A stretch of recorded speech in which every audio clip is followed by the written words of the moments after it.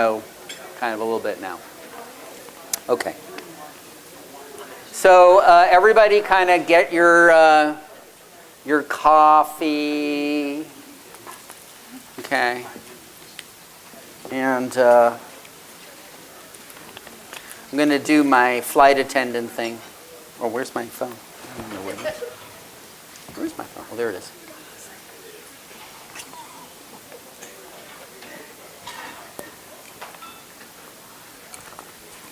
You know how they do on the airplane? In case you've never seen a seatbelt before? Okay. Like this. See, watch. Okay.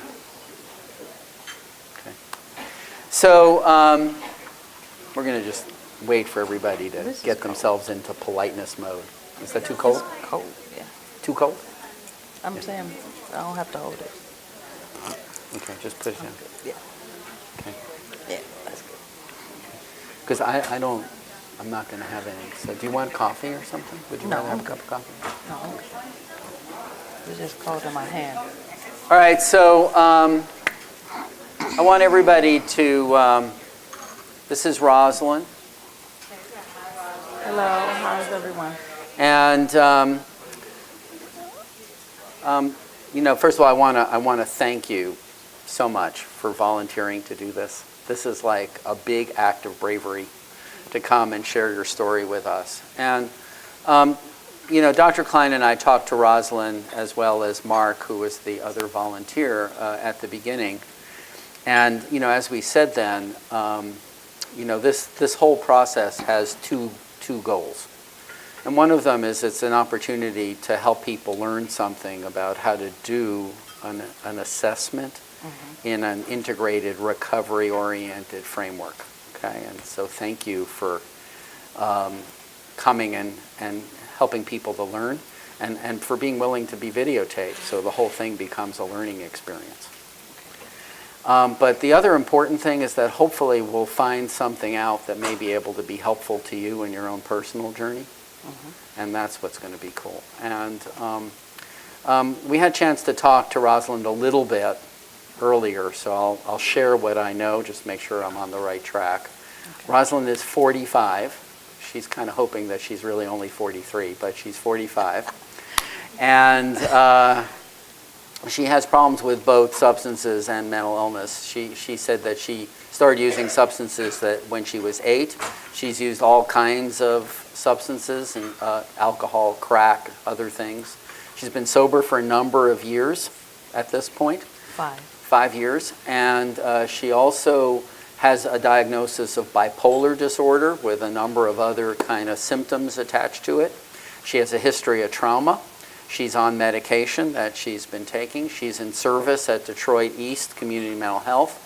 And not so terribly long ago, she began working as a peer support specialist for Gateway. Okay? And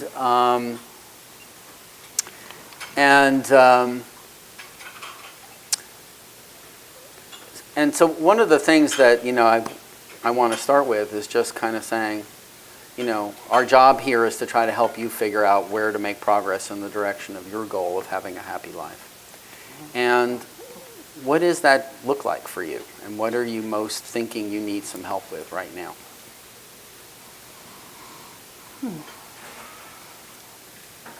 I would say to have support of my family, friends, loved ones, and also my network provider, and my job, people at my job. Okay. So looking forward to the idea that you feel fully supported and recognized by all the people in your life who care about you and you care about, feel like you're successful at your job, you know, feeling like you're working well with the people who are taking care of you from a service perspective. Yes. Right. And what are the things that you're feeling like you're struggling with right now in terms of trying to get there? Because I'm gathering that it's not all exactly where you want it to be right now. Basically of keeping my meds managed. Staying on the right track as far as substances. Staying in touch with my triggers. Okay. Triggers of emotional stress, Uh-huh. as well as anything of like just simply going to the store Yeah. and seeing the alcohol next to the juice that I drink now, Yeah. and the beer is next to that, or coolers that I used to like is next to that. Yeah. The same aisle. Right. And then as I go to the counter, I'm seeing a whole buffet Uh-huh. of liquor. So I have to keep myself aware Right. of that. I can't use no matter what, Right. because it will defeat the purpose of having the support that I'm seeking. Right. And I can't do it. Yeah. So the thing that you're saying is, even after 5 years of being sober, Hmm. that you walk into the grocery store and you still can get yourself triggered.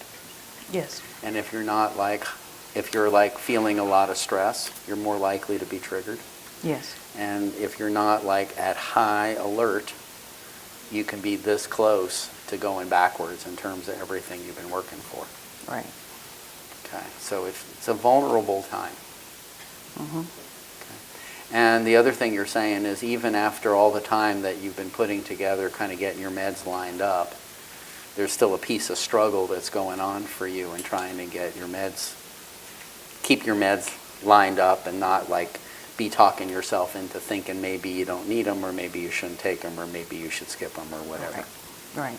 Okay. Round of applause for like being right out there with that. Thank you. Now, there's something else you're saying, and you've said it a couple of times, and we may come back around. There's something you're trying to achieve in terms of support, okay? Mhm. So I'm going to take a stab at something, and if this is off base, just tell me. But it sounds like, there are people in your life, okay, whose support you lost at some point because of what you were going through with the drugs and the alcohol and the mental health problems. Yes. And you're trying to get that back. Yes. And you're like maybe a little bit there, partway there, sort of kind of there, or you know what I'm saying? Yes. I can. So who are we talking about?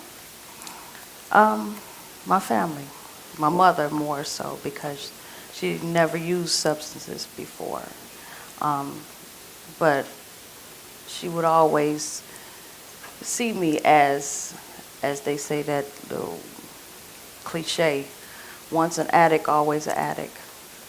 Once an emotional child, being hyper, seeing me growing up hyper, and can't sit down, always that. And then now I have to take meds for the rest of my life. I have to go to substance self-help groups for the rest of my life. She don't understand that. Okay. So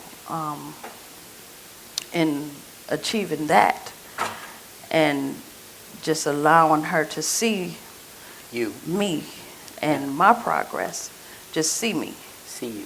hear me. Hear you. First, she didn't want to hear me. She wasn't listening. Yeah. She would just hear me. But now she's listening Okay. a little more now. And how did you get there? Well, just let me back up a little bit. Does your mom live in Detroit? Yes, Okay. By herself? yes. No, she's with my father. Your I father? have two parents. Yeah, and they're together. Your father and mother together. They're not like divorced. No, Okay. And how old's your mom?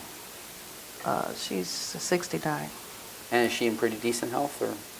Yeah, she has diabetes. Okay. All right. So, and do you see them like frequently, regularly, once in a great while? I mean, what's this? Occasionally, I'll say. Like, do you get together for things like Thanksgiving? Thanksgiving, special occasions. Okay. Do you have a whole bunch of brothers and sisters too? No, I only have two older sisters. Two older sisters, and are they in the area?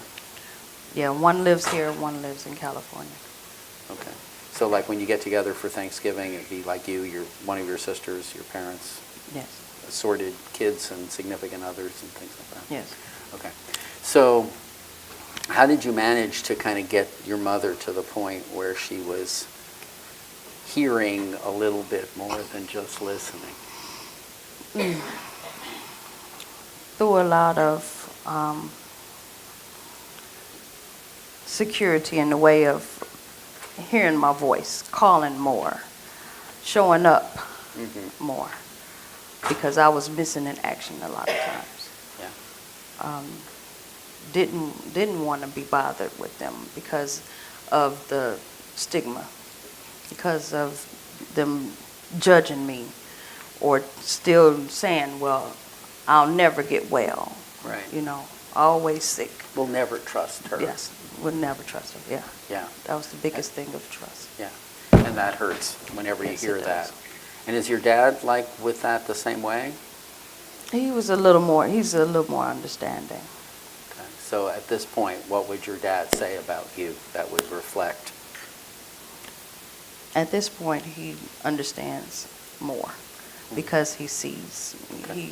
He works also for a community health department, the NSO. So he. Oh, really? So he has front. He works with Stacy? Okay. Yeah. So he works with the homeless people at the homeless shelter. He drives a van Okay. for the seniors. Good for. Oh, okay. I know that program. I actually visited with those folks last time I was here. Okay. Very cool. So can either of them at this point say, round of applause for how much you've accomplished, and we know that every day is an amazing struggle, and you're a miracle for having gotten as far as you have? Yes. Okay. He can say that, and your mom can say that? Yes. Okay, so what are you looking for as the next step forward for them? What would you want your mom to be able to say?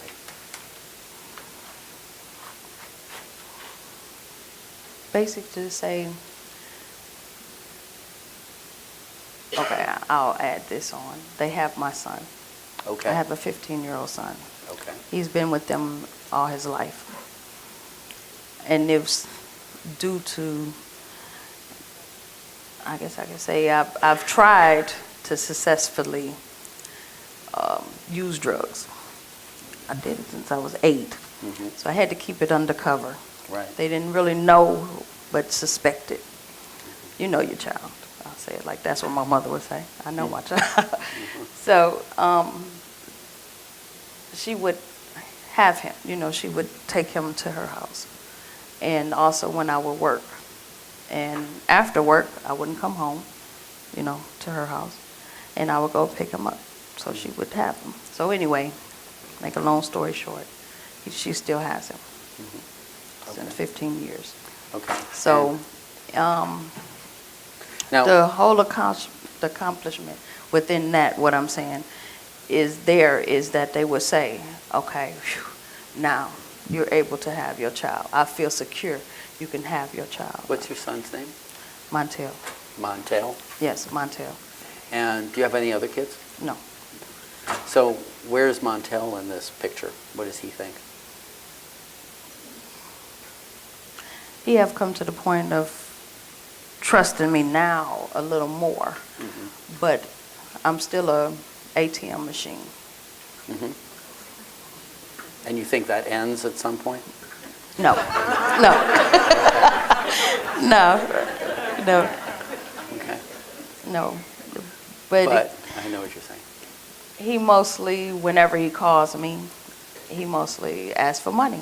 Yeah. It's hi, how you doing? You know, he's a teenage boy now. Yeah. But it's, it's all good, you know. Yeah, that's what's up.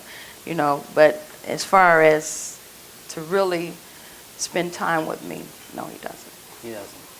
So like he doesn't come and stay with you for weekends or any of that kind of thing? No. Did he when he was younger? He would come, but then he would sit in the window. He'll go outside on the porch and he'll say, Grandma is coming for me. Yeah. So he's having a hard time himself figuring it out, how he can make a connection with you at this point. And that hurts. Yes. Okay. All right. So tell me a little something, because, you know, I'm getting the feeling, okay, of what it is that's really in your heart about where you're trying to get to in your life, what you're working toward. This is kind of powerful. And right now, I mean, putting the goal over here, there's a lot of stuff that's actually going on in your life. Okay. And so I'd like to kind of get a feeling for that, because you got a job, you got somebody in your life that's attached to the ring on your hand. You were telling me it's sort of a common law relationship. You know, and you've been doing all this stuff. So I just got a sense of what's happening. So I mean, where do you live? Who do you live with? What are you doing? You know, fill me in a little bit. Well, I live with a significant other. Really, we have a roommate, and it's kind of, right now, it's very stressful because he's trying to move out, and we want him to move out. But anyway, Where did he come from? He's her friend. He's your significant other's friend? Yes. Like, what kind of friend? Well, okay, I have no problem with that. I have a girlfriend. Okay. And he's her friend. Did he, used to be her boyfriend? No. No. He's her Just friend? a buddy. A buddy? Yeah. Okay, and how long, what's your girlfriend's name? Is that okay? Sandra. Sandra. How long have you guys been together? 2 years now. 2 years? Okay. Now, is this like a new thing for you to have a relationship with a woman, or is this something you've been No. for a long time? No. It's been really, for a long time. For a long time? Yes. Okay. And has your family known about this also for a long time? Yes. And is this another issue for them as well? Yes. And for Montel? Yes. Okay. That's almost, well, you can say the Bigger- nut in the nutshell The nut in is the nut. because of my lifestyle. Yeah. So addiction, mental illness, one thing.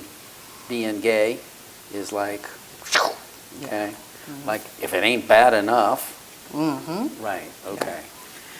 All right. So, so you guys have been together for 2 years, like together living together, or together longer than that and then living together? I mean, how long has this relationship been? About a year and a half. Year and a half. And is she also somebody who has addiction and mental health problems, or Yes, she's a recovering addict. how long has she been? She's been sober now for 10 years. 10 years. Is this somebody you met in the program or somewhere else? I met her through a program. We were at a meeting, Okay. NA meeting. Cool. So, like, when you moved in together, was this guy already there, kind of thing? I mean, I'm getting this, like...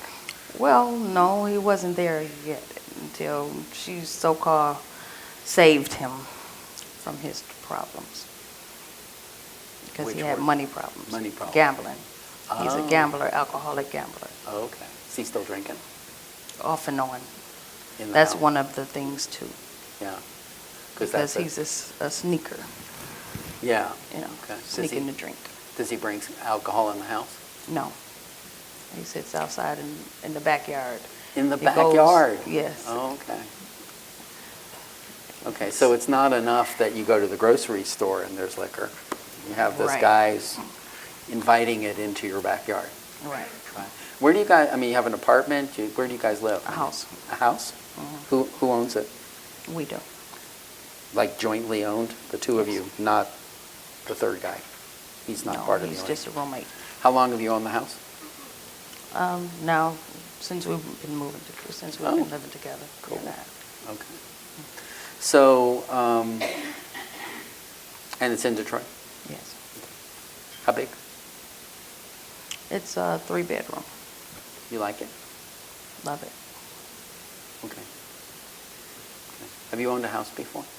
No, This is a big deal. it is. Yeah. Have you ever been homeless? Yes. So this is an even bigger deal. Yes. It's a long way from homeless to house owning. Yes. And I'm sure you don't want alcoholic gambling buddy to mess up the house and everything. No. No. Okay. All right. So, and then you're working. Yes. And how long have you had the job as the peer support person? Now it's a year. A year. Okay. So you didn't have the job when you first moved in. How did you, tell me about how you got to be a peer support specialist and how you kind of went through that? Whew.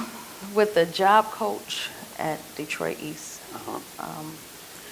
really he had really more enthusiasm, more strength, more, I guess you could say, more outlook on my life than I did. Because at that time I was struggling, trying to stay clean, struggling with another toxic relationship, struggling with homelessness, struggling with transitional housing, trying to live on my own, just a whole ball of confusion. Yeah. A lot of things. So anyhow, through Detroit East, I've had a job coach, and he said, well, you know, maybe you can start working by working on the bus. They have transportation. So first I was a bus attendant, and I worked doing that. That didn't work out. Why? Well, the people, the authority figures I'm not good with. Okay. Haven't been until now. At that time, I wasn't good with authority figures because I don't trust them. Okay. Especially when they don't follow through. Like I feel that they need, should, would, could. Yeah. Yeah. Yeah. So, anyhow, I went through the thing of, he said, well, you know, how do you like the job? And so I told him that one of the supervisors wasn't treating me properly. And he was calling me a client. He was telling the bus driver, one of the bus drivers that was close to me, said, well, you know, don't get close to her. Don't trust her like you've been doing, because she's just a client. Yeah. Just a client. Yes. So when I brought it up, and I wrote them up because I know my rights, and the book, that little blue book, yeah.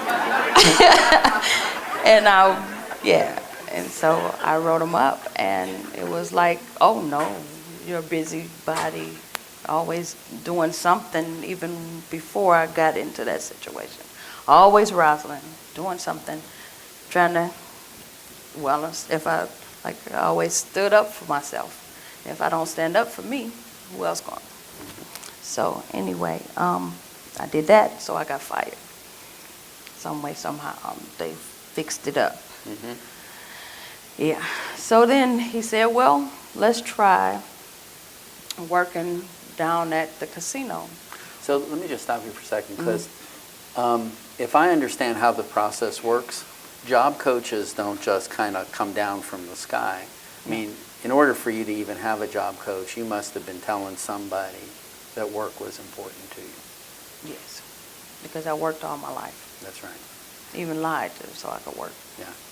So, I mean, I'm just saying, there's a piece of something here that's a very important part of who your meaningfulness is in terms of your vision of yourself, which is I'm a person who works, I'm a person who takes care of herself, I stand up for myself, I stand up on my own 2 feet, and I don't actually want to be taken care of any more than I absolutely have to, and probably not even then. That's right. Okay. So back to the job coach, because you're Okay. still saying, I So don't I'm care just that I saying, got like- fired, I Right. still want to work. Right. Okay, let's So he keep said, going until we find Let's- something. Why don't you learn how to shine shoes? What? I'm like, shining shoes. Yeah, I don't think that was probably in And your... then Yeah, another thing, at the police station. shining ninth shoes at the precinct. police station? Yes, the police officer's shoes. With police officers in the shoes? Yes. Me? Oh, yeah, I know, I'm kind of going there with you, yeah. So what'd you say? That, Yeah, yeah, been I arrested got once or twice? violations because of assault on an officer? Yes, me? Okay. So I said, well, I'll give it a try. All A right. job is a job. A job is a It'll job. give me some money. I don't have to worry about it going into my SSI that I'm trying to get. So anyway, I So went on and are did you that. on SSI at the moment? No.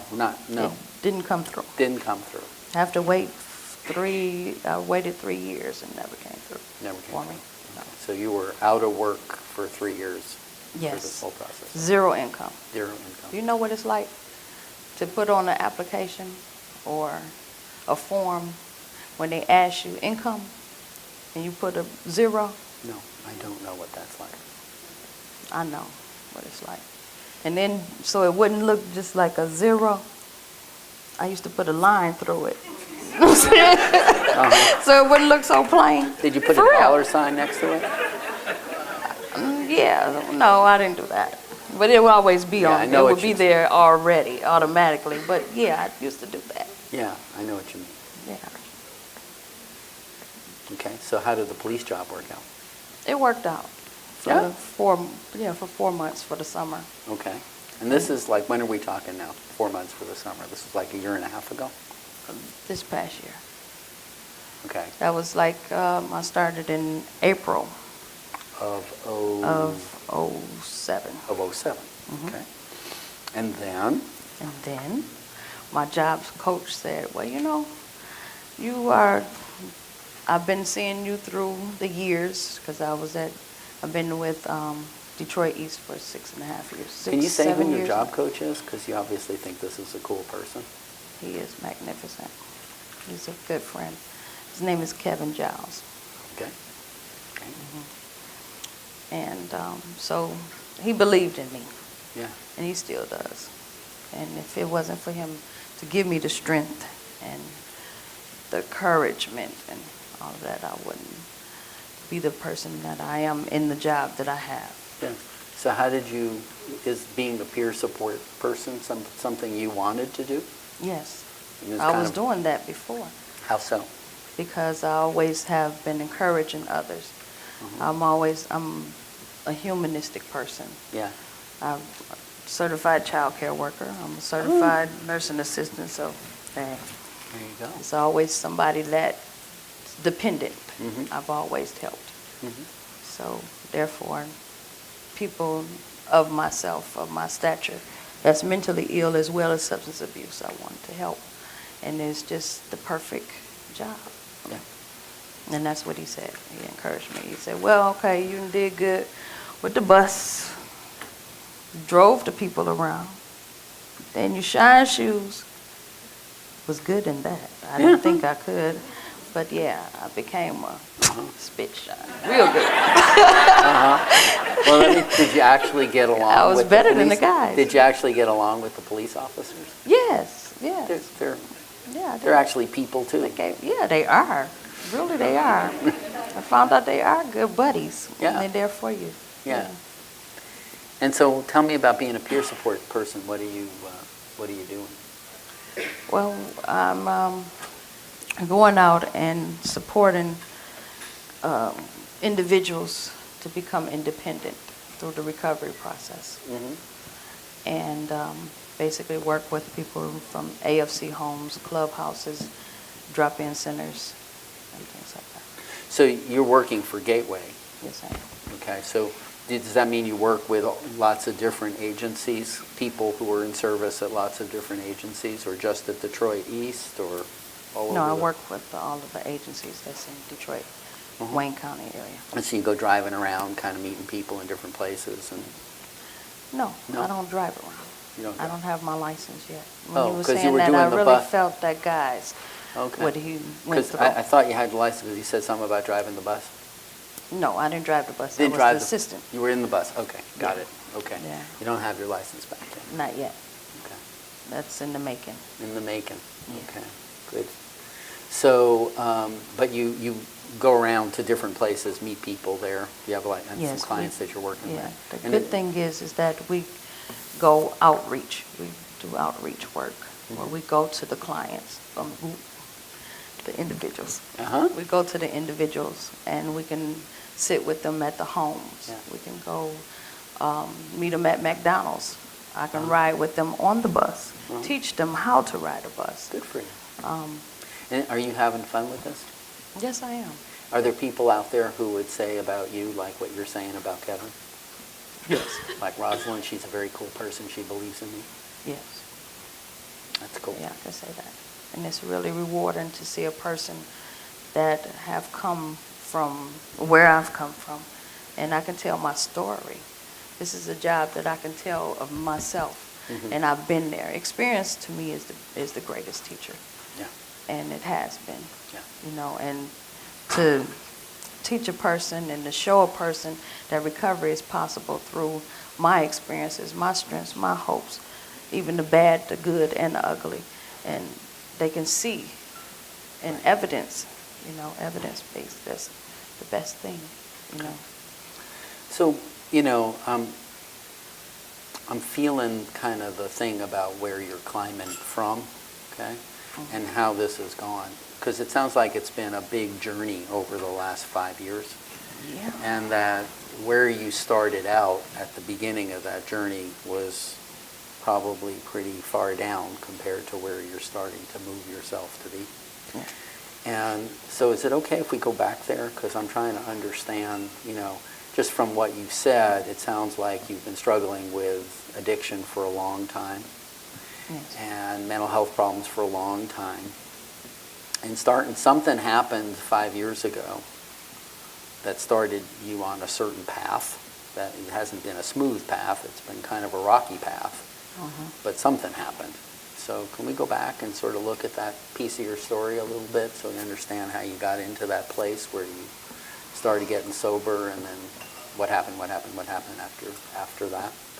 Okay, you want me to start where to get sober? Yeah. How did that happen? Or if you feel like there's a better place to start, you can start there too, because it's your story. The place to get sober, I've come a long way, baby. Yeah. I would say to start, it was more important to live on my own, to live in my own place. And then I could say my higher power took me, because I've come from a two-parent home, a middle-class home. I'm the youngest, and they spoiled me, you know what I'm saying? I've had a lot of things, but I'm just saying things, not the love. Right. But this last time go around, I should say, to have my own place, my higher power put me in a place where I had nothing. Nothing, next to nothing, homelessness. Also, I've started out with treatment, with nothing, no clothes, only one bag. But I'm grateful for that, because when I got to the bottom, to get to the top, my bottom had to be there, where I had next to nothing. Because as long as I can get away with something, and I had something, I couldn't be there. It would, I always could fall back on that safety net. But this time around, I had nothing.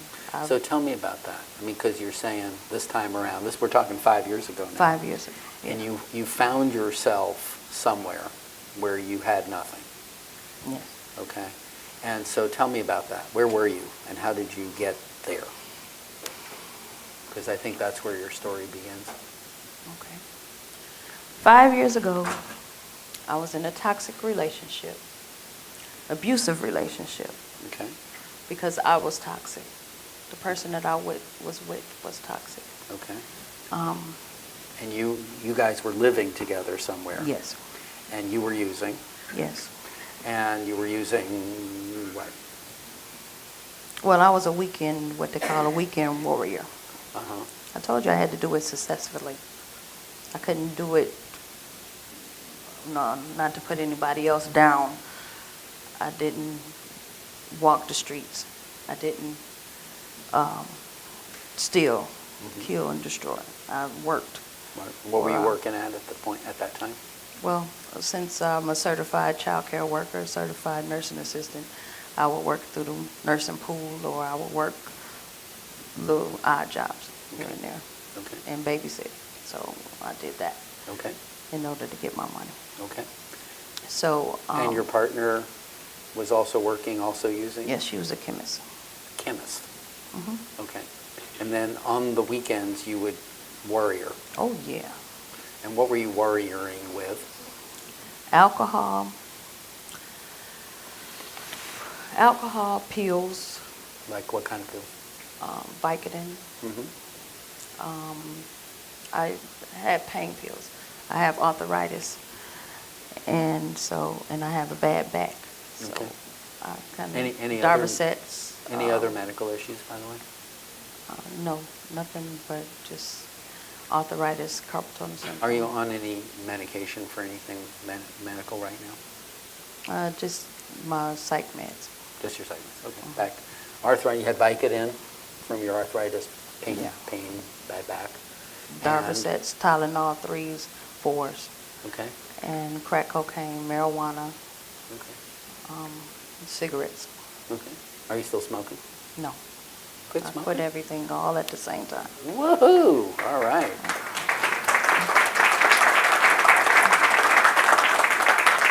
You got a bigger round of applause for the cigarettes than for Yeah. everything else. Okay. And you know Like I why, said, it don't had you? to Because be- all those I people could not applauding do are still nothing. smoking. Yes, So, I cannot do anything. No substance. right. Nicotine is a substance. Cigarettes are a substance. Yeah. You'll do it in the cold. You'll smoke in the cold, smoke in sleet, snow, hail. Right. Even on the airplane where they say, you try to sneak one. Yeah. Yeah. So, and your partner also was using on the weekend. Were you using it all during the week during this time? No, No. because I worked Yeah. and I couldn't do that. Okay. Also because I would see my son. Also on the weekdays, I would go over there too Okay. and be with my parents. Okay. So couldn't do it. So, so then what would happen on the weekends? You said you were in a toxic, abusive relationship because you were toxic. What do you mean? What was going on? Well, the time before I went to jail, and that was another thing, jail was good for me. Mm-hmm. And I'll tell you why in a minute. Because I was diagnosed, truly diagnosed in jail. Of all the places, all the hospitals I went to was 5 of them. Out of the 5 hospitals I was at, out of all of the 5 psychiatrists I've seen, social workers, anybody, all the people that was trying to help me didn't help me. But the lady, the psychiatrist and psychologist that was in jail, that gave me the proper meds Okay.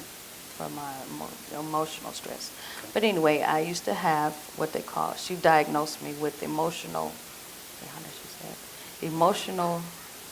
panic, explosive panic disorder. Emotional explosive panic disorder. Yeah. Okay. And that's what I would do. Okay, you start Yeah. panicking and then you'd explode. No, I would explode first. Okay. Then it'll be emotional, then the panic, then The all of that explosion. explosion, yeah. All of that all at the same time. You seen that Tasmanian devil? Mm-hmm. That was me. Okay. Okay. Yeah.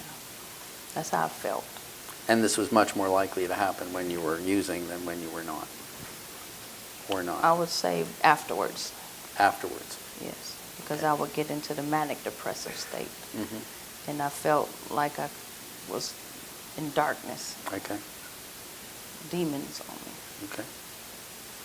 demonic forces. Okay. So what do you mean by demonic forces? Give me a, like you would be using all weekend. Hmm. And you And then I'll feel guilty. I'll feel shameful. Uh-huh. Because I didn't want to do it. I didn't want to get high, but I couldn't stop because of the fact that was what I was used to Yeah. in order to deal with bad situations, good situations. If I was happy, sad, you celebrate. Yeah. When you're happy, you celebrate. Right. You're When sad. you're sad, You want to escape. you want to escape. When you're angry, you want to escape. Right. When you're lonely, you want to escape. When you're hungry, you eat, but then you escape too. Right. So. Okay. So something happened. Okay. you got arrested. There's some sequence here from the situation that you're describing that led you into jail and homeless and everything else. Yeah, went to jail. How? Because I tore up the car, tore up the house, because I wanted to stop using drugs. I wanted to get my demons together. I wanted to get my behavior together. I didn't want to explode. I didn't want to tear up stuff. I didn't want to destroy myself. Also, that's another thing, I'm a cutter, used to be. Self-mutilated. Last time you cut? 6 years ago. Okay. And were a lot of those hospitalizations because you would be cutting and suicidal and Yeah. like that? Okay. Last time you were in the hospital, psychiatric? I want to say maybe about 8 years. 8 years, okay. And first time? First time was back in 83. 83? Yeah. Sometime after high school. So you were about 20, give or take? 18. Yeah, okay. Okay. Yeah. So you got into a thing, you tore up everything. Your partner called the cops? My neighbor did. Your neighbor did? Mhm. And you got arrested? Got arrested. Was this the first time you got arrested? No. No. Okay, you got arrested for destruction of property, Yes, destruction of property. a whole bunch of stuff. You wound Yeah. up in jail? Wound up in jail. Okay. And then, how long were you in jail? 14 days. 14 days. And then the psychiatrist and the psychologist came in and they kind of did Diagnosed me, And what- assessed me. And at the time, as you were in jail, you were still feeling pretty depressed? Oh, yeah. Very depressed. Mhm. And they diagnosed you with the explosive Panic Panic. disorder, bipolar, bipolar. schizophrenic, substance abuse. Yeah. Mhm. So do you think of yourself as having addiction? Excuse me. Hmm? You think of yourself as having addiction? Oh, yes. Yeah. And when you say bipolar, schizophrenic, what are we talking about here? What were they describing about your symptoms or your life? Mood swings, excessive mood swings, Mhm. crying spells. I would have crying spells, just cry. Mhm. Also, I have eating disorder. Mhm. I have bulimia. I used to practice that too. It's been a great life. Mhm. But yeah. Bulimia, like vomiting, Oh, binging yeah. and vomiting? Binging, vomiting. Okay. And you're not doing that excretion. now? Yeah, all of that. Are you still doing that? No, Do you follow a food plan? no, No. Okay, but you don't binge and purge anymore? not anymore. It just automatically happened. My body is automatically does it. Still? Yes. Explain. Your body automatically binges, your body automatically purges? I'm not sure When what I you're... eat, Uh-huh. it comes up automatically. Oh, even Like when you you don't burp, want... and Yeah. it comes up automatically. So like your whole system has kind of been damaged in some way by Yes. doing all that, so that it's hard for you to keep things down. Yeah. And so how do you deal with that? I just deal with it. It's just a natural occurrence. I mean, because sometimes what people do is they'll eat smaller amounts more frequently to kind of try to manage that, because it's less likely to happen if you don't eat as much at any given occasion. Is that Yeah, true for you? Yes. Yeah. Do I you, could agree with that. do you try to do that, or? Yeah, I can't get excessively full Yeah, at because then it just... a given time. Okay, Yeah. okay. And are you like concerned about your weight? Are you trying to deal with that as an issue for Yes. yourself? Because the medication that I'm taking, the psych med that I'm taking, allows you to gain weight. Yeah. Because it has a steroid in it. Yeah. And I hate that. Because I've struggled with my weight all my life. Right.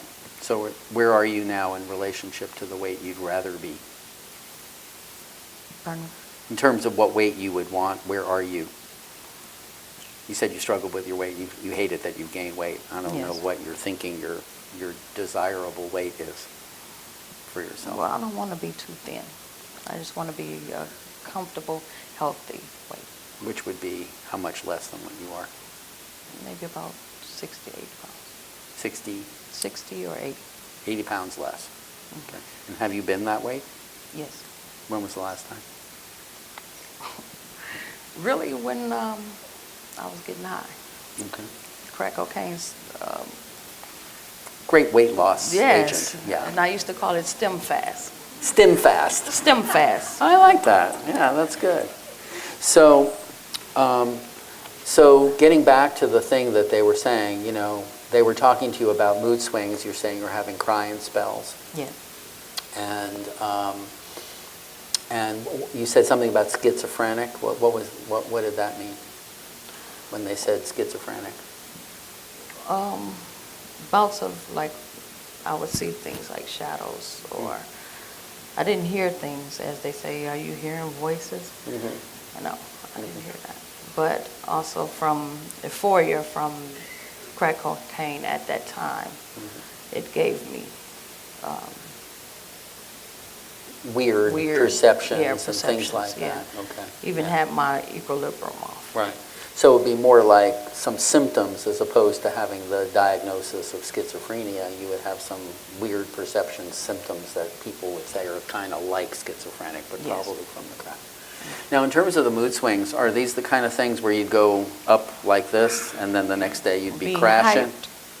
You Being go up and hyped, down hyped, very hyped. quickly? Yes. As opposed to, because another kind of pattern would be to say there are periods of time where for like weeks or months I was up regardless of whether I was using, and then there are weeks or months where I'm down regardless of whether I'm using. Right. Never felt like a level. So is that you? Weeks or months up, weeks or months down, as Yes. opposed to, or more up on Monday, Sometimes down on the- Tuesday? On the Richter scale. Okay. So I'm going to try to learn a little bit more about that as we go through the patterns here. So during this 14 days you were in jail, you were pretty much down and miserable. Yes. Okay, you weren't feeling terribly up, is what I'm gathering. No. But they were listening to your history of being on this kind of roller coaster, and they said, it sounds like you have these emotional explosions and panic, and that you're bipolar, you go up and down. And were you on any medication at that time? No. No. But they started you on some in jail? Yes. Okay. And what did they start you on, do you remember? They started me on Prozac. Okay. But I was taking Zoloft, but I took myself off Why? because it interfered with the crack cocaine. How so? Because it didn't give me, it slowed me down. Oh, I see. So you It wouldn't didn't get let it. me be sociable. It's supposed to be sociable, and you see that little thing going, that's for So real. like when you're on the Zoloft, it kind of killed your high? Is that what you're Yeah. kind of saying? Okay. Yeah. So they put you on Prozac, Right. okay, in jail. That made me jittery. Jittery. So And then during that process of the 5 days I was there, then they put me on Depakote, which I'm still taking. Uh-huh. Okay. What else are you taking now? Seroquel, Okay. How much? 50. 50 at night? Yes. Just once? Yes. Okay. And Depakote and Seroquel, anything else? And Wellbutrin. Wellbutrin. Okay. And you're taking that for? That's for bipolar and depression also. Depression, And okay. then also it suppresses your need for smoking. Okay. Great. How much Wellbutrin are you on? Just once a night. How much? Give me. I think it's 50. 50? No? Pretty low dose. And anything else? No, that's it. Okay. So Depakote, Wellbutrin, okay. And so you started the Depakote back then 5 years ago in jail, and you're still on it, Yes. okay. And did they put you on the Wellbutrin or any Seroquel at that point? Yes. Okay, so you're pretty much on this med regime that you've had for a number of years. Yes. Then what happened after jail? After jail, still didn't learn any lesson of being sober, Okay. wanting to be sober. I was in that, as you say, that pre-contemplation. Oh yeah, I want to be there. I don't want to do this, you know. So of course, the same night I got out, I got high Okay. All right. because it was time to celebrate Okay. because I'm out of jail. Okay. So you went back Went to, back. to your relationship and your house and everything else? Right. Okay, you went right back, and then what? And then after that, I kept attending Detroit East Okay. under false pretenses of my soberness. So you were pretending you were sober? Oh, yeah. And you were going to get the medicine? Yes. Why? Because I couldn't have the facade of others knowing that I wasn't Rosalind. No, no. Go ahead, I'm sorry. No, I'm just saying as far as I couldn't allow anybody to see me as being a crackhead, being an alcoholic, being Yeah. anything else But I'm interested in Rosalind of being You could have the girl. blown off the medication too, but you didn't do that. No. Because you were famous for blowing off medication, Yes. based on what I've already heard. So this is kind of a new thing. Something happened in that jail about feeling like people got something about you and put you on some medicine, and you decided you wanted to hang on to something. So you kept going into treatment, even though, knowing you even just a little bit, I would say there's a whole lot of instinct in you that would have said, no, I'm not going back to no mental health center either. Right. So why did you go to the mental health center at all? Because I needed help. I had a problem that I knew was there, but didn't know how to resolve it. I can't do it on my own. So at that point, you were kind of, because remember the whole idea of asking for, remember we talked about you're being like, super duper independent. I want to stand up. I don't like to ask for help. So the business of getting to the point where you're actually acknowledging that maybe you needed some help, some light is going on in here. That's kind of like, maybe I need to figure something out and get some help. Right. And somebody understood you a little bit, and you sort of felt like a little bit of a glimmer of hope that maybe there was some help out there. And at that point, you were saying, I'm kind of ready enough maybe to take some medicine for this thing. I'm not ready enough to kind of come out and say maybe I'm an addict too, Right. right? But I'm willing to kind of stick myself out there and try to get some help. And were you just going for meds, or were you getting any kind of counseling or any of that? Yes, I was getting counseling. And how was your counselor? The one I had, I didn't like her Okay. because she didn't understand me. She would always go back into my past, just like my parents, just like my older friends. So it just felt like you were being criticized. Yes, and criticized and judged. not good. So you didn't want to tell her too much. Oh, no, I didn't tell her. No, I lied. Okay. Okay. Faked it till I make it, as they Yeah, say. you faked it. So then what happened? Because it sounds like you started to get connected over there, but you weren't really connected. Right. And then Until I got a therapist that's there now. And when he came in, he's excellent to me. And he is. I would say he is. And Still? Yes. Okay. And when did that start, that therapy relationship? I want to say 3 years ago. Okay. So let's hold that, because you actually got sober before the therapist, because you got sober 5 years ago. Yes. So something happened, because remember you talked about losing the housing, winding up homeless, getting into treatment. So you were in therapy, you were on these meds, and then you lost the housing. How did that happen? I didn't lose the housing. I gave it up. You gave it up. Yes. You left the relationship. No. No. What happened? I moved in. Detroit East has a HUD housing program Okay. for independent living. Okay. And so I was living in an apartment of theirs first. And I stayed sober a little bit. All right. And back me up, because you were living with in this relationship, the toxic relationship.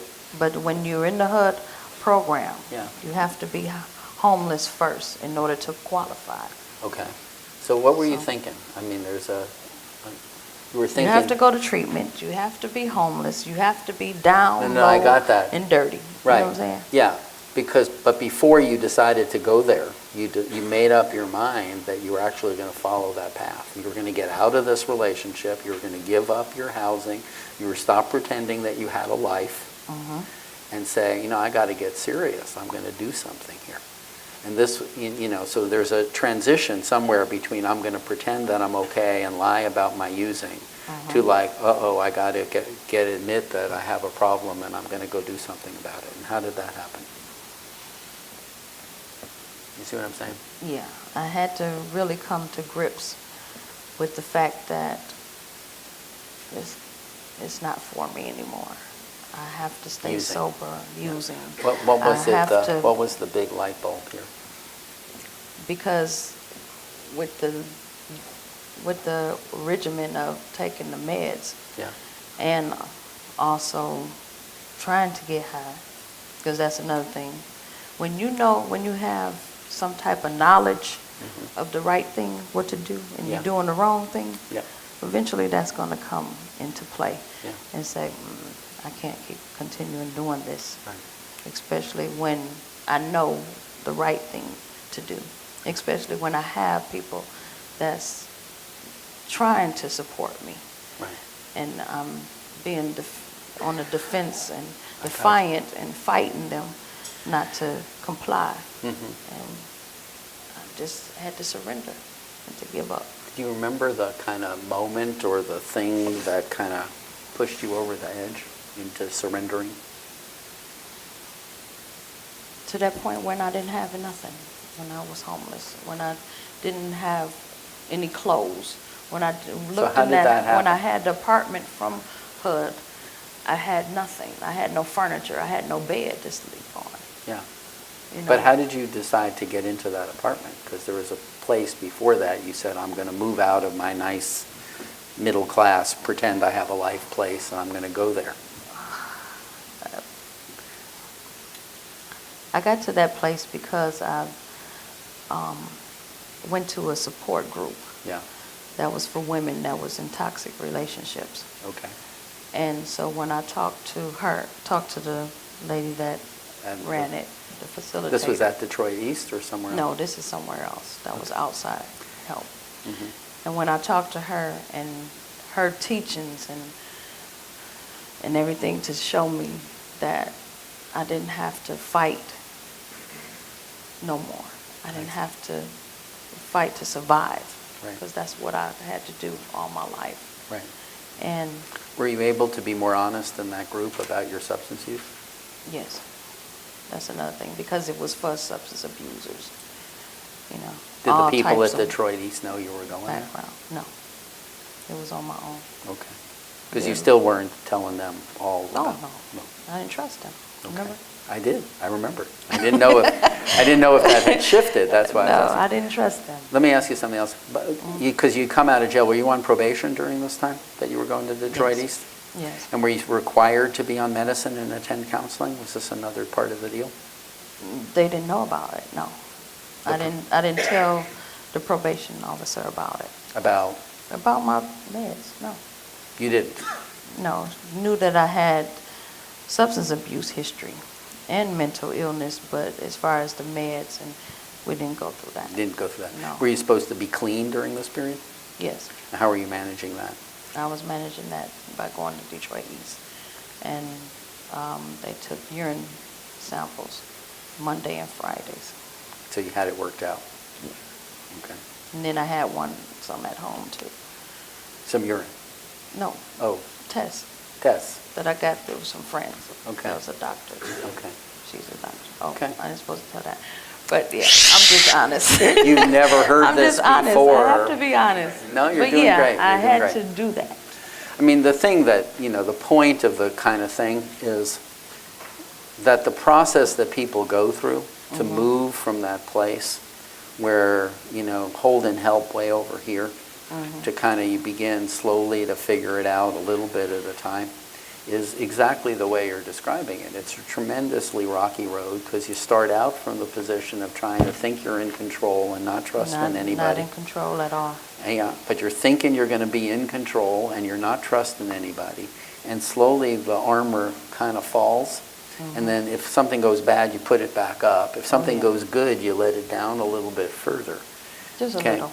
And each time you let it further and something else comes in that might be good, you might let it further down a little bit. So you're talking about a very challenging sequence of kind of slowly letting down your guard, making a good decision to hang in with some kind of treatment, then making another good decision to go join this group for people, okay, making another good decision to get out of your relationship, another good decision to say you wanted to be sober, and then kind of moving on from there. Okay.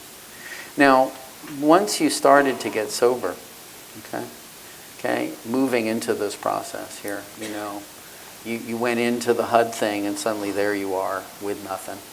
Yes. And it kind of like the light bulb dawned that this is kind of where I am and I have to build myself back up. And your family is kind of like no place at this point, right? They're not like happy with you at all. No. Because as far as they're concerned, probably, even though you may be making one of the most courageous decisions of your life, from their perspective, they're probably thinking, well, now you've really gone and done it, right? Because now you're not even holding on to the apartment job thing, you know, that make it look like you were doing okay. Now here you are in a homeless place and all of this sort of stuff. Did you go into an addiction treatment program at this point? Yes. Where did you go? I went to Detroit Rescue Mission. Anybody here from Detroit Rescue Mission? No? Okay. So what was that like? That was very enlightening. It was the best place that I went to. That You've been to places before? Oh, yeah. Yeah. 4 other places. Is it clear that this was the best place, or this was the first time that you were in the place thinking that you actually wanted some help? Or a little bit of both? A little bit of both. Okay. How long were you there? I was there for 107 days. But who's counting? Yeah. And Supposed to have been there for 90 days. But But I stayed 107 treatment. And they had a shelter side with the shelter and transition.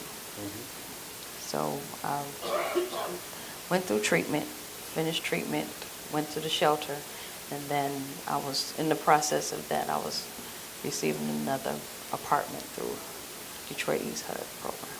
okay. So what did you learn in those 107 days? I learned that I had to get in touch with the little girl inside that was so hurt. Yeah. In order to get in touch with the woman that I am today. Yeah. I had to discover that I couldn't use any substances regardless. How did you discover that? By my past, of looking back. As they say, roll the tape back, rewind it, fast forward it, stop it, put on slow mo, and pause, you know. And go back and see the times that Right. you tried to get in control, and then you tried to make a little bargain and say, maybe I could do a little of this or a little of that. Right. And then you would always wind up losing control. Yes. Exactly. Because I always had to be in control. I still have to. Right. Yeah. But at that time, my control was out of control. Right. Well, the thing you're saying is that in order, you know, when you realize you have addiction, you realize the way to be in control is not to use it all. I figured out that you have to be in control of not being in control of your addiction, but being in control of your recovery by saying, I realize I can't use substances, I can't control it. Right. I can control my life by getting sober. But I'm glad they had a co-occurring. That's the first time I've heard of that word, Yeah. co-occurring program there. Uh-huh. And the way how the facilitator used to say, it's one person with 2 different Problems. identities, Yeah. entities.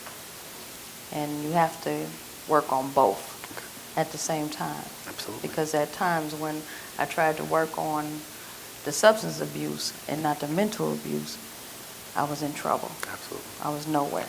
Or vice When versa. vice versa, right. So when I finally worked on them together, Right. that's when I became as one person. Cool. So what were you doing to work on the mental health stuff while you were at the Detroit Rescue Mission? I stayed on my Meds. meds regimen. Okay. The Depakote, Depakote, Seroquel. yeah. Okay. Mhm. And what else? And then also, at that time we had a therapist that was there that would, she would have like a role play thing, and we would get in touch with our little girl, like I said. Yeah. So you were going back and starting to visit some of those early trauma issues that you had experienced that kind of got you down this path in the first place. Yes. Yes. And how was it, because, here's one of the things I'm thinking about, is that this 107 days is probably the first time in a long time that you had been sober for that length of time. Yes. And so even with the meds, I'm guessing that maybe your moods were not perfectly level. No, they weren't. What was it like during those 107 days? At times I was angry because I placed myself there. Mm-hmm. And then there was times when I was happy because I was there. Right. Because I was doing something for myself. Mm-hmm. And then I was there being a peer support. I was supporting others. Busy helping other people. Yeah. But they didn't call them peer supports. They called them peer, PCPs, peer something persons, peer support persons, something like that. But yeah, and so they always, I don't know, Rosalind always had to be involved. Uh-huh. Yeah. Well, I would imagine it's a lot easier for you to be organized around taking care of other people than to be totally vulnerable yourself. Mm-hmm. Now, did you have periods of time during the time you were in the Detroit Rescue Mission when you were depressed for like weeks at a time, or hypomanic, super energized for weeks at a time during that 3 months? Yes, because it was a strict program, Mm-hmm. intensive, where I had to be in and we couldn't go out. Right. Especially for 14 days. Right.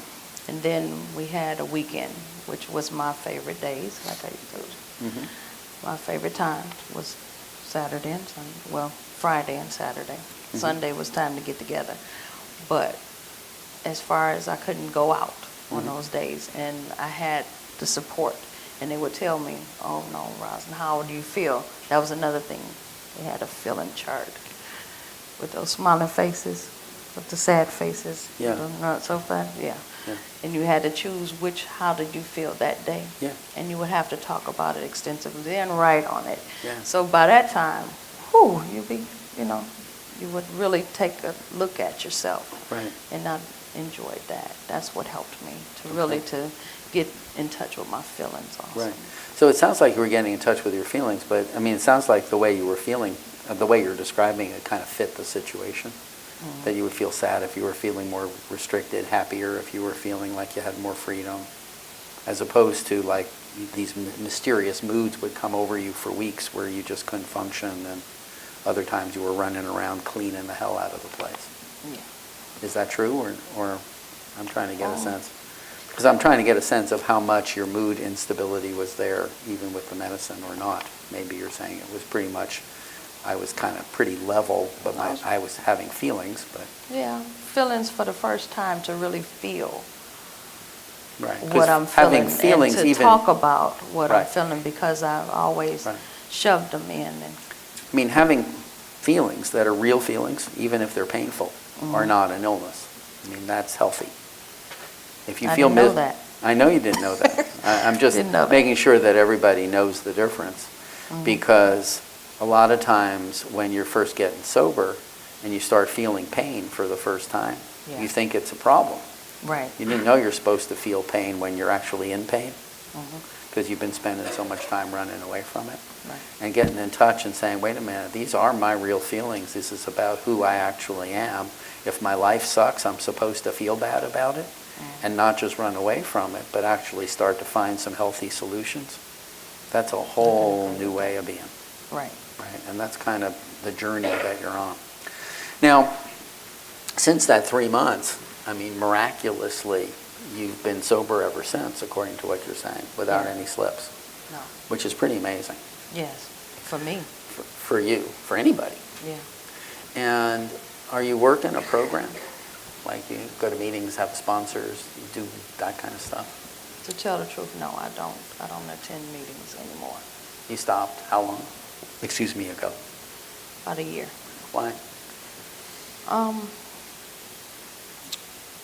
I'll say it benefited me the time when it did. There's a time and a place for everything.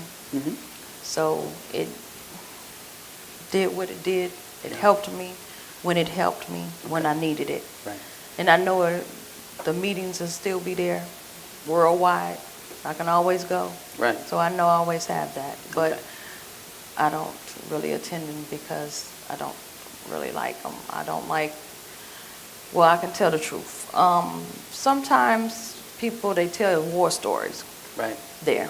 So with the war stories, it makes me feel, because they glamorize it so much. You know, I don't want to hear that. I want to hear recovery. And then when I talk my recovery, and I'm very open and I'm very honest about how I feel and about my recovery, and I'm very serious about it. And so when I talk about mine or whatever, I get the or you know, and they don't act like they don't want to hear, but I don't care. Really, I don't. But I just don't like them. They're not for me at this time. But what keeps me going on is my family, is my job, people at my job, the individuals that I work with now. Okay. What else? So it sounds like, what you're describing is you kind of stopped going to meetings more or less around the time you started picking up your job. Yes. Okay.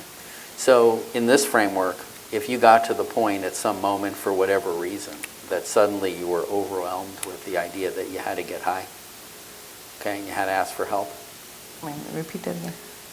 If at some point, for whatever reason, through some series of stress and reversal, you suddenly found yourself in that grocery store, and like you're knowing that you're like, your brain is starting to work, like you're like starting to think about getting high and you're getting nervous. Who would you ask for help? I called on people that's in my support group, which is my family. Like who in your family? I can call my mother now. I can call my Really? father. I even Well- call my son, and we talk. And he tells, well, Mom, you can't do that. We already talked about it. What is wrong with you, So you've done that. Teenagers now, he'd tell me the truth. That is not good for you. So you've actually talked to Montel and said, I'm feeling like I want to get high? Yes. Okay. And he kind of comes back around. Comes and back on me real hard. Yes, very Okay. hard. And that's Other- what I need. I'm the type of person, I need a kick in the butt. I need for someone not to sugarcoat nothing Right. that, for me. I need the, Okay. come on, you can do it. I don't need to, everything's going to be okay, honey. Go and sit down somewhere, and have a pop. Go have a drink. Go take a shower. Go sleep.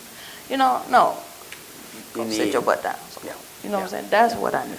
Who else besides your family is available for you to call when you're in trouble like that? Well, my 'Cause it- girlfriend. Your girlfriend? Yes. The person you're living with? Yes. Okay. Anybody in the outside peer support, professional? Yes, your I have therapist? some peer supports that I call. And are you still in therapy with this person that you were talking about? Which, You said you met somebody 3 years ago who's your therapist? yes, I can call them too. And also I talked to some counselors that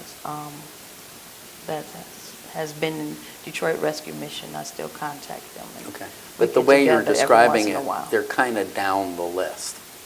I mean, in the description, in the mental list of people you talk to, there's their family, there's your girlfriend, and there's, oh yeah, my therapist, yeah, I could talk to him too, I suppose.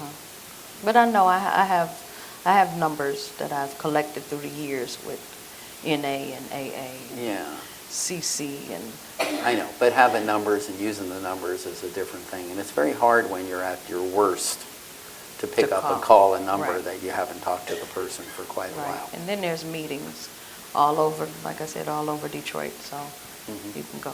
So Yeah. I can go. Yeah. As a matter of fact, it's one really walking distance down the street from me. So, and in terms of your mental health stuff, one of the things you said earlier is that you still have these debates about your medication. Yes, because at times I feel, well, how would you say? medications, your body, once you start taking meds and you have the regimen and you still, your body kind of gets used to it. So Right. you have to up the dose, low the dose, and things like that. So I kind of keep that with my doctor. I keep that on. But, I mean, are you having these conversations where you say, I wonder if I still need to take this Yes, I do. in here, these Yes. guys? So how does that, tell me about the conversation. Because I don't want anything to really control me, like a controlled substance. Right. So I try to tell myself, well, I know I have to take them How do you know? because they level me out. How do you know? Because mean, I'm not the person I used to be. Right. No, I I feel know that. better than I have in years. But it's not an unreasonable thing to say, I've been on 3 medicines for 5 years, I'm a lot healthier than I used to be. Maybe I don't need my Seroquel anymore. Sometimes I feel that way. Yeah. But if I don't take my Seroquel, I can't go to sleep. Okay, so you've tried that. Yes. Okay. So what happens if you don't take your Wellbutrin? I haven't Tried that one. well, I have, but because I missed it, but I didn't see a change. Didn't in that. notice any difference. And if the Depakote, have you missed the Depakote or decided to give yourself a Depakote Oh yeah. trial? I would go into a mood swing. You wouldn't even want to When? come to the door When did that happen? of my house. Well, I missed it a couple of days, and when I stayed over to a relative's house, and I forgot them, my pills, and when I came home the next week, oh my gosh, I was depressed. I was angry for no reason, just going through the motions, angry. I started crying, and I was like, oh, what's wrong with me? And then even, I don't know, it seems like it was when I would walk, and I would look one way, this way, and it would be actually shock waves, like, that would be in my head. And it didn't feel too swell. Didn't feel too swell. So you're figuring it's because you, just those 2 days, got your Depakote level out of whack, and then it got your mood regulation kind of out of whack, and suddenly you were back feeling like you hadn't felt for quite a while. Right. And that was pretty scary. Yes. Okay. Okay.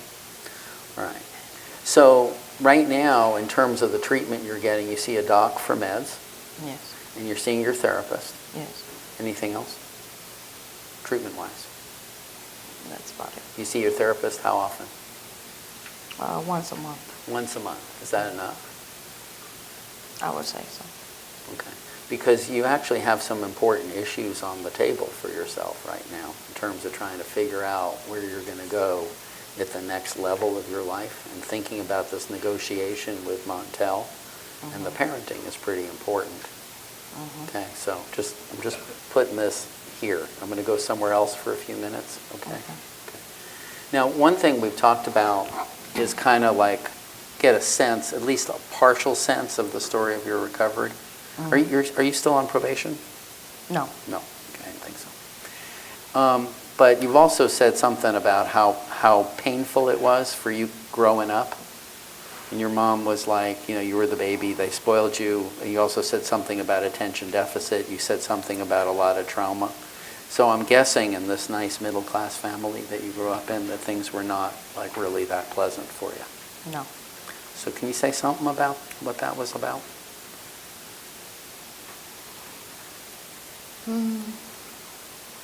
Everybody was, since I was the youngest, and everybody else had their own agendas. My parents worked. My mom, both of them worked. My sister worked and went to school. How My much older older sister. than you? My older sister is 6 years older than I am, Okay. and my middle sister is 4 years. 4 years, okay. Because when you're saying your sister worked and went to school, this is kind of like you're already a teenager, right? But coming up, when you were small, because you said something about attention deficit. I mean, do you think you had attention deficit when you were a kid? Was that diagnosed? No. No. What makes you think so, looking back? Because everybody would tell me, Rosalind, go sit down, Quit talking so much. Get out of that. Leave that alone. Did you get in trouble at school for that as well? Yes, I was the class clown. I always had to laugh. I always had to be a center of attention. And were you getting into disciplinary trouble at school compared to your sister's life? Yeah, yeah. And not doing as well academically, or did you do well academically when you were younger? I don't think that I was challenged enough. So you had trouble staying focused? Yes, I didn't focus. Okay. So were your parents like disappointed in your school performance kind of thing? Yes. But they didn't take the time out really to get me diagnosed, properly diagnosed. Did go to one doctor, and I wasn't in the room, so I don't know what they said. Okay. So, but they didn't put me on any meds. They didn't do anything. They just said no red candy, no red nothing, fruits and vegetables, diet, you know. Like that. So when you say that you felt like you had a traumatic childhood, what is the thing that you think about as being the most traumatic kind of thing?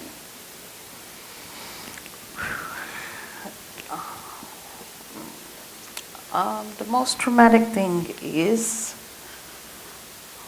for my babysitter to molest me Okay. when I was 5 years old. Does that happen once, or it happened over a whole series of time? A series from 5 until I was 12. Is that a man or a woman? Woman. And did your parents know about that? I told them, but of course they was on the adult side. So they didn't believe listen. you? No. So the thing about people not hearing you is like a very big deal. Yes. So this is kind of like, we don't trust Rosalind, we don't believe her. No, she's trying to get attention again. Yeah. Okay. All right. And so it's the thing that you're feeling is right from the time you were small, even when something terrible happened to you, even with your parents, from your perspective, acting like everything is just fine and everything's perfectly normal and they love you. They don't really get it. No, about they who didn't you get are. it. And it kind of left you with that horrible feeling like people don't really give a damn about me. And the people who say they give a damn about me are actually not being truthful. Right. And take my innocence. And people that I supposed to had trusted, I couldn't trust. Right. Everything was a secret. And that's how I lived my life in 2 and 3, 4 folds. Yeah. Different masks. And there's a level of anger about that. Really, Right. That anger, kinda- hurt, Yeah. disappointment. Yeah. And so this is kind of something that became kind of a foundation piece for how you kind of organized your whole life. Mm-hmm. Right? Yeah. But since I liked the fact of spinning around as a kid, you know, and putting my feet on top of the couch or a chair and have my head hanging over. And my mother and my sisters would tell me, Rosa, don't do that because the blood will rush to your head. Yeah. And then my sisters used to tell me the blood will rush out my eyes and my nose and everything. So I wanted to see. Uh-huh. That's how crazy it is. You see what I'm saying? I've been that way ever since I was Well, younger. you actually did succeed in turning yourself upside down enough so that the blood literally did flow out Yes, the it did. nose. And so now you kind of figured out that maybe you're better off right side up, but you had to figure it out your own way. All right. There you go. Now, you said you started using when you were 8. Yes. Okay, now this is right in the period when you're being abused. Yes. And how did that using when you were 8? Because do your family have substance problems? No. Mental health problems? Way back down. Way back, not your parents. No, not my immediate family. Okay. So neither your sisters. No. So how did you start using substances when you were 8? This is like at Just home? out of Friends? children curiosity, over to a friend's house for a barbecue. Okay. And when did you start using more regularly? I want to say maybe about 10. And I was a full-blown alcoholic by 14. And what do you mean by full-blown? I had to have it every day. Every day. And where did you get it every day? From a friend's house. I would have, it was a grown adult lady a lady that lived down the street that was an alcoholic, and she would, back in the day, children could go to the store for cigarettes and alcohol, and they trusted you in the neighborhood, so you can go to the corner store and buy it freely. So Wow. I would buy mine, so I would buy hers, and all I had to say was it was hers. Yeah. So was this affecting how things were for you in school? Yes, because I was high. Yeah. Did you get like major failure, kicked out, that kind of problem, or? No, because if I was too into, I knew how, I told you I had to do it successfully. I know. So I would change clothes, because see, my parents didn't smoke, didn't drink, nothing like that. So I had a method to the madness. Right. And so if I got too drunk, that day I didn't go. That day. You call in sick. Called in sick, yes. So to speak. Yeah. So did your parents ever find out about all the drinking you were doing when you were a kid? No. Only found out when I was 18. 18. What happened then? Then you graduated high school? Yes. Did you go on to college? Yes. Where so at? then it was like, oh, well, you're almost grown now, but you have to wait till you get 21 really to drink legally, so don't drink. But I did anyway. Mm-hmm. Where were you at college? They didn't know the extent of it. Where were you at college? Pardon me? Where were you at college? WC3. Say it again. Wayne County Community College. Thank you. Oh, Okay, okay. because I'm not from around here, Oh, so I okay, don't I'm know sorry. that, like WC3 That's right. thing. Yeah. So, all right, and you were studying like nursing and childcare? Childcare. Childcare. Now, at that point, did you already know you were gay? At that point, I would say I always knew. Okay. Yeah. Okay. And again, nobody knew. When was your first relationship? When I was 10. When I was 10. With the lady? No, it was a girl Another that friend. was a friend. Mhm. So, moving through, something happened when you were in college where you said you wound up getting hospitalized the first time. Because, were you thinking, you said I was an alcoholic when I was 14. Were you thinking at that time when you were a teenager that I have a problem with alcohol? No, because it was the thing to do. Right. In And my you weren't neighborhood, thinking it was you the had thing. a mental health problem. No, You were thinking you had kind of a my parents really don't get it problem. don't get it. I'm a teenager, risky, doing my thing. I'm doing my I'm thing. Cool, I'm cool. hip. I'm in control. Yeah. I'm not going to be held back by a bunch of people who actually basically don't give a That shit don't about give me. a shit, right. Okay. Then something hit the fan when you were 20, where you wound up being hospitalized for the first time. It was 18. 18. Yeah. What happened? Well, that's when I left home at really 16. Mm-hmm. And I had suicidal thoughts because Why? I got drunk excessively. I was in the hospital. Yeah. I had to go. I almost died. From having What they too call much alcohol alcohol? toxic. Yeah. Yeah, toxification at a party. Yeah. And so I almost died. And so they was like, well, why are you doing this? Why did you do this? And I was like, well, it was at a party. I was partying. And then they was talking to me, so they was like, well, I believe you need to go into a mental hospital. When you do things, back in the day, they used to straight to the hospital with you instead of really finding out what's really wrong with you, So, Okay. yeah. So where did the suicidal part come from?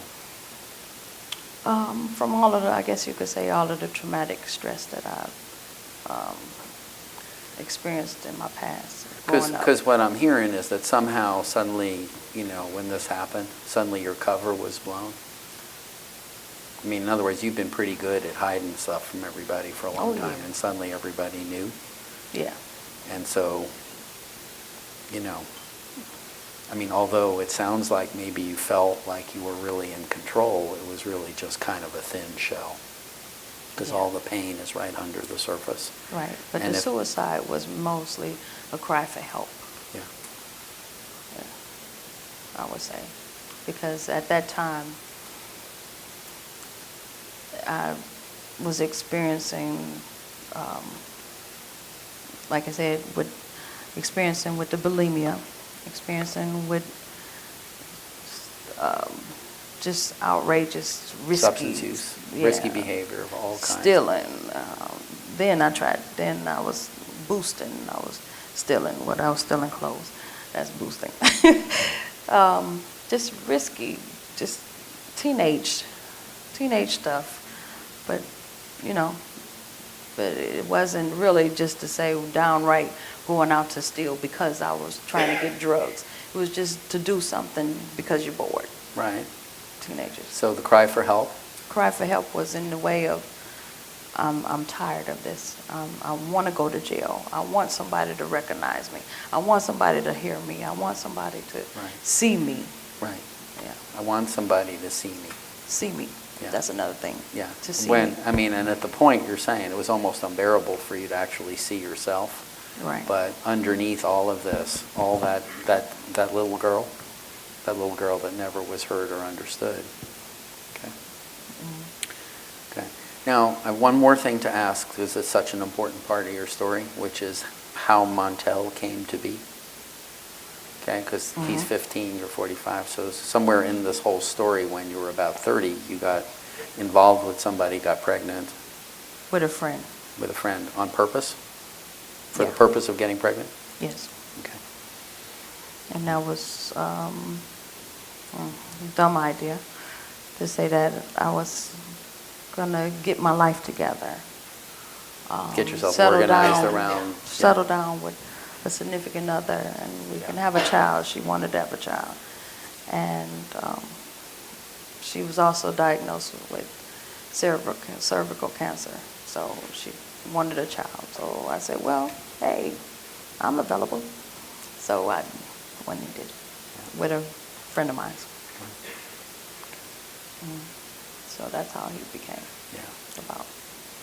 And my guess is that, to be given where you were at the time, because I'm hearing just about the last 5 years, I can only imagine if we put the story together, from where you were at 18 to where you were at 30 to where you were at 40, how much chaos you were in at the time and how much it would have been overwhelming for you at that moment to actually try to be a parent. How much that just added stress to all of the... Right, but that's another thing. I had post-traumatic stress. Yeah. Well, whatever they call that. PTSD. Yeah, I'm not a parent. Yeah. We didn't connect. No. No. And so that was another reason why my mother took over. Yeah.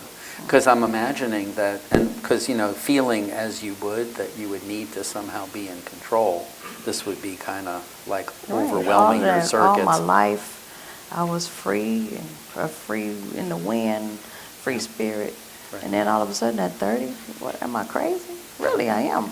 Yeah. You know what I'm saying? Because, to have a child and say, well, and now I'm going to have one. And to feel like, based on all that happened to you, that you wouldn't want to be redoing a sense of not being able to care for somebody. Right. And at the same time, honestly knowing that emotionally you weren't there. I'm talking about major, right to your heart kind of agony for you. Right. To be feeling like, and yet my parents that I'm holding all this anger at because they didn't do a good job with me are going to do a better job with my son than I know I could. And yet at the same time, I want to think that I'm actually in charge of my life. Right. But then also, my girlfriend died. Oh my God, of the cancer? Cervical cancer, yes. So that was a thing too. What I'm going to do with a child now? Yeah. What I'm going to do with a child? She's not here, So. Right. So if we're going to kind of put this all back together, look at the flow of where your life has gone and how much work there is for you at this point. Okay. Because, the level of healing that you have to do in terms of getting in touch with that little girl is you're starting to climb up and say, no. There's a thing that's going on, and I'm kind of, we'll be able to talk more about this later this afternoon, but there's a thing that's going on, which is healing on lots and lots of different levels. There's just basically trying to recover from being an addict and trying to kind of figure out how to be on the right meds to get your mood straightened out. But the whole trauma like healing from the fact of like, no, I'm going to move past being that little girl that was wounded. I'm going to try to be a woman. Okay, I have to forgive myself. Right. I actually have to forgive my family. I have to forgive my violators also. Yeah, exactly. That's the most important thing. Yeah. Was for me, was to forgive them. Because if I didn't forgive them, I held a Right. big cloud over me Right. a lot of times. And you're moving into this process with your family as well, because you say, fortunately you can move past your violators, but you're still in relationship with your family. Right. I had to So- forgive them too. Right. Because, right, you want them to kind of regain trust in you. It's also important for you to feel like, and you're starting to do this, that you can regain trust in them. And the thing with Montel feels particularly painful because the piece of healing that you're going through is actually kind of growing up all over again. You know what I'm saying? Yeah. So you move from being, a tiny little wounded girl dressed up in a big grown-up suit, acting like you're all that when you're not.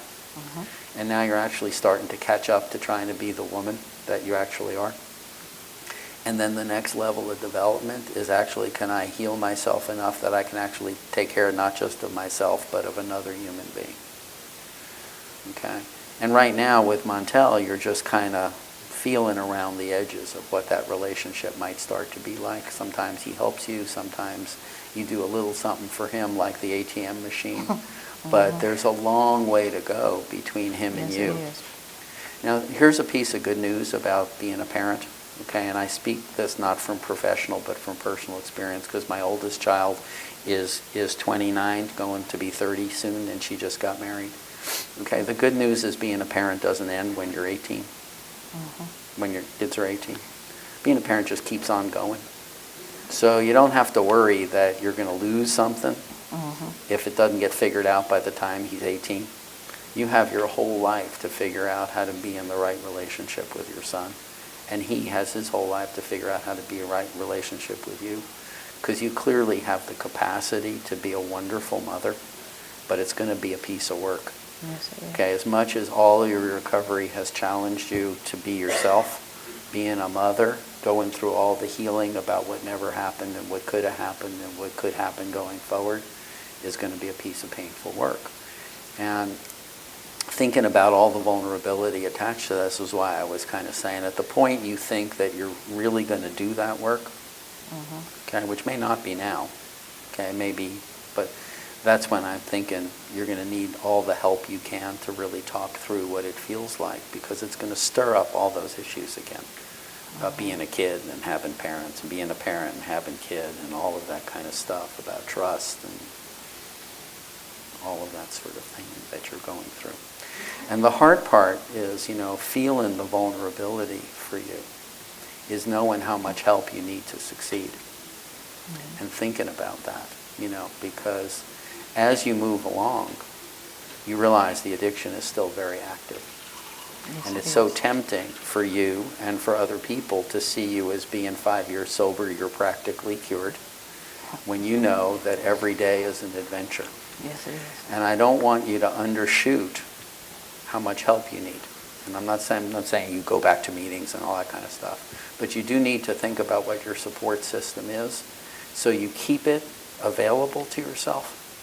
Okay? Because, just as a general rule, it's very hard to always rely on your family and your close ones for your support system, because the things that can push you over the edge are the things that happen between those very people.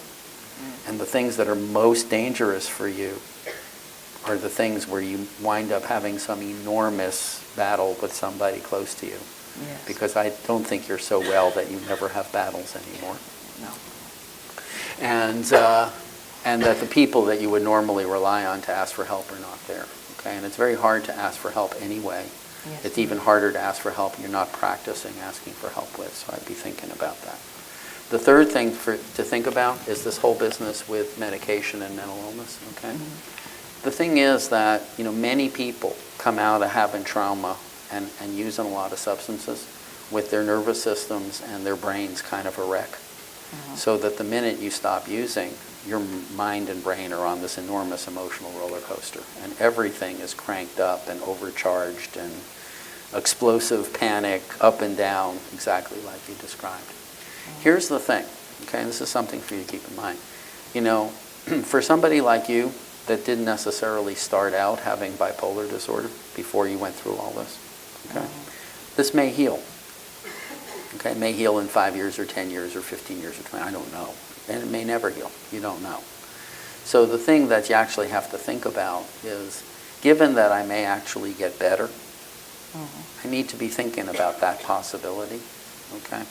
And so it's a very tricky business, because sometimes people do find out that they don't need all the medicine they needed at the beginning throughout their whole lives.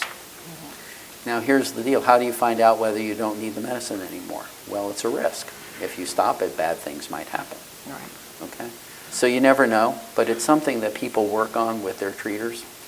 They say, well, how would I know if I didn't need the Wellbutrin? I don't know. You know, you've done experiments that tell you need the Depakote. Right. Okay, you don't know whether or not you'd eventually learn how to sleep without Seroquel or maintain your mood without Wellbutrin. And this is certainly not the time to be fooling around with it. But on the other hand, 5 years from now, you may revisit that. Okay, which is a perfectly legitimate and normal thing to do for someone in your circumstance, because your brain may continue to heal as long as you take good care of it. Okay? Okay. So one thing I know for sure, you deserve a huge round of applause for doing that.